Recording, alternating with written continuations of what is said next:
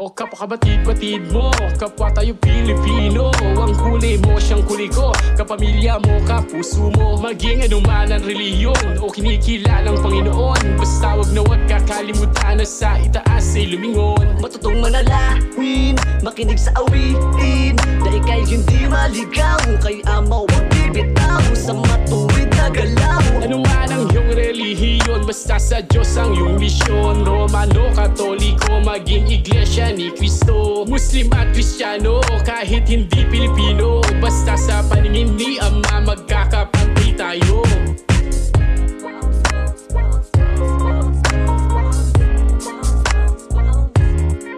Habang tumatagal ang panahon, padaming relihiyon, iba't ibang uri ng misyon ang pinapalaganap sa ngayon.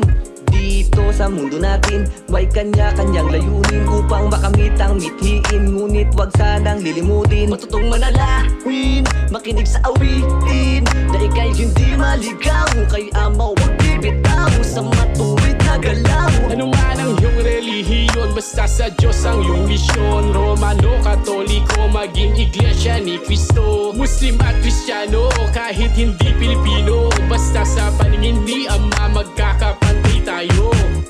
Basta kahit na di Pilipino, tayo'y magpakatotoo, maging relihiyoso.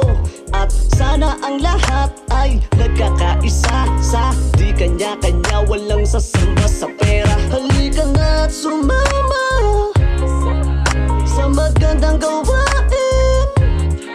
Mga mata ay imulat sa iyong paligid na dito sa mundo tayo ay magkakapatid. Matutong manalangin, makinig sa awitin, na ika'y hindi maligaw, kay ama wag bibitaw sa matuwid na galaw. Anuman ang iyong relihiyon, basta sa Diyos ang iyong misyon. Romano, Katoliko, maging Iglesia ni Cristo, Muslim at Kristiyano, kahit hindi Pilipino, basta sa paningin ni Ama magkakapantay tayo. Anuman ang iyong relihiyon, basta sa Diyos ang iyong misyon. Romano, Katoliko, maging Iglesia ni Cristo, Muslim at Kristiyano, kahit hindi Pilipino,